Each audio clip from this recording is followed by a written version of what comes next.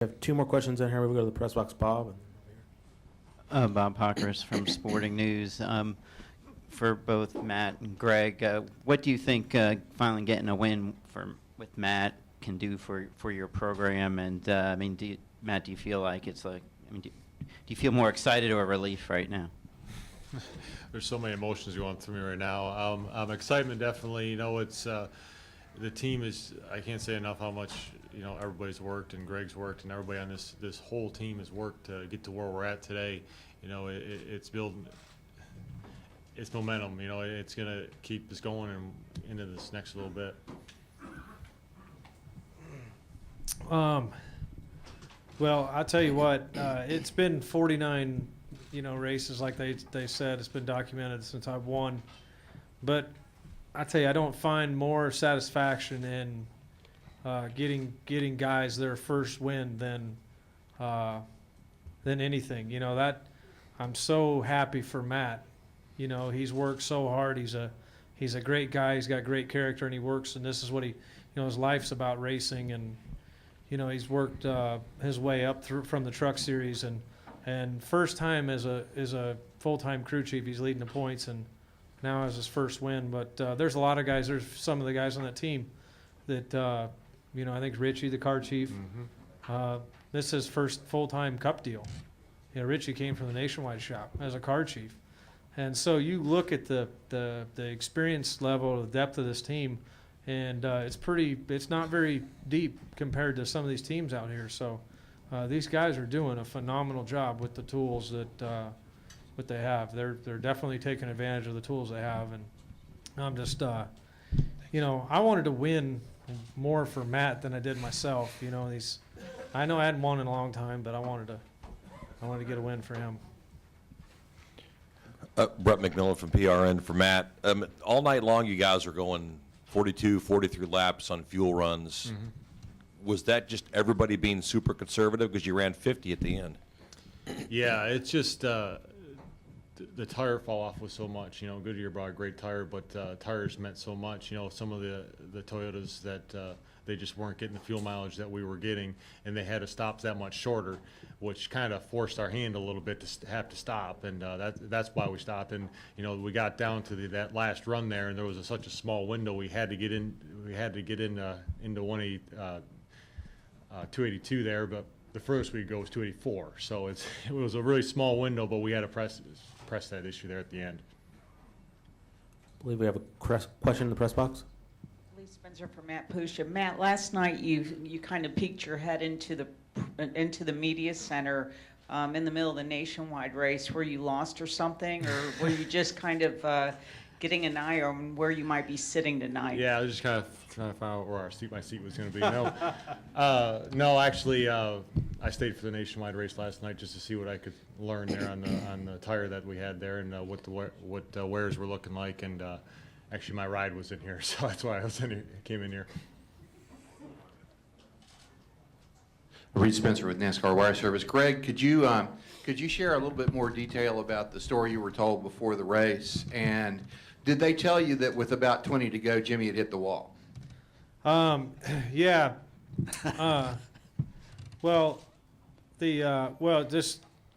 This goofy guy leaned in the window and told me that Ricky last night, they were having right front tire trouble, and so he kind of took care of his tire there in the last run of the day, and felt like that's what made the difference for him. Was able to beat those guys on those restarts, was kind of saving a little bit. And you think about that as a driver, and I would have probably done that anyway. But I knew my only chance of beating 48 was to get him at the end. I wasn't going to catch him right there. He's a little better. I could beat him on new tires for about 4 laps. Then he'd beat me for a while, and then like lap 15 or 20, I could reel him back in.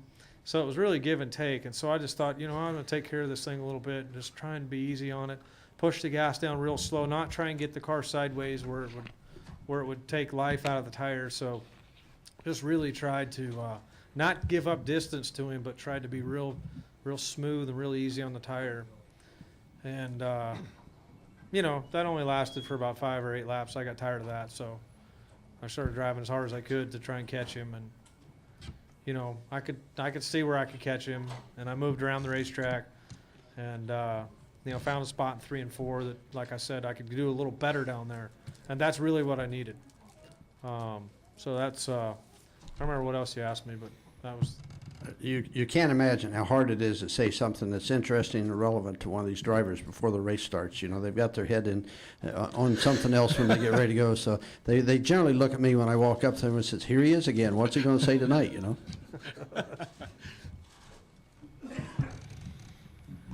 Question right. Question right here for Seth. Seth Livingstone, USA Today. Greg, your thoughts on why this race was so clean? It's this tire made the cars drive a little bit better.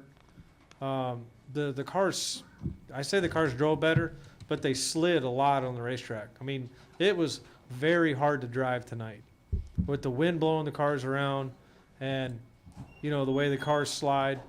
It's hard to, and this size of track, once it runs green for a while, it gets, spread out.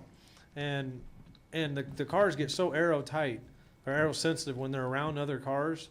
You typically don't run in packs. And, I'm surprised that somebody didn't get sideways or underneath somebody, because, that can happen when these cars are sliding around a lot. I almost hit a lap car tonight, because, he pointed me to the bottom and I'm loose in, and I thought that he was going to leave me more than just one lane. He left me one lane and that was it. And that's when I was running second earlier in the race. I jammed on the brakes because I was going to wreck. There was just no way I was going to turn down in that. I was right on him, and he let out of the gas, and I started to turn, and my car started to get sideways, and I knew I wasn't getting in that hole under him. So, the cars are getting better, the teams are getting better, and people are just crashing less, I guess. Tony wrecked in practice, if that's any consolation. I mean, I don't know. It's just, I came close a few times tonight. But I am surprised that nobody made a mistake, So the wind was no factor? The wind was a huge factor. Oh, yeah. The wind was hard. That's probably why nobody wrecked, because everybody's so... I mean, I got a hole wore in my hand from holding on to the steering wheel, man. It was tough. I mean, the wind was blowing you all over the place. And I was swatting flies all night long. The wind was blowing the car back and forth and over. And that could be a factor in why there was no accidents.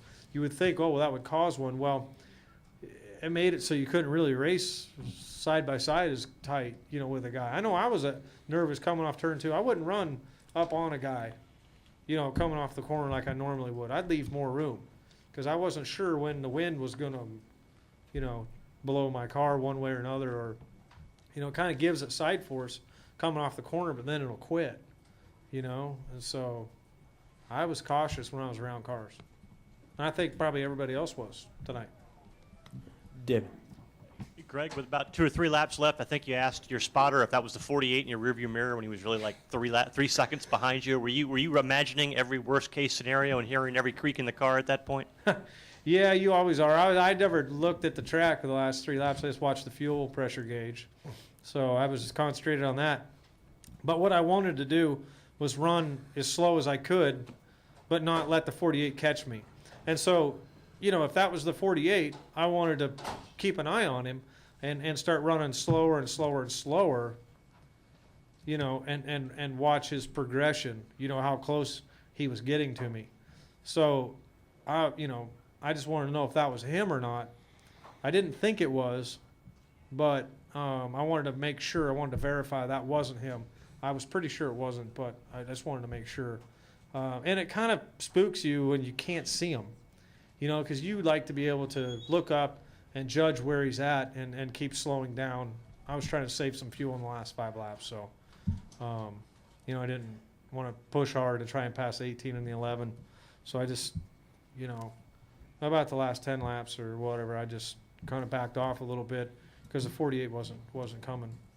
We have 2 questions up in the press box, and we'll come down here to Bob. Reed Spencer with NASCAR Wire Service again. Greg, my second question was, and I think you might have just answered it a little bit there, whether they had told you that Jimmy had hit the wall with about 20 to go.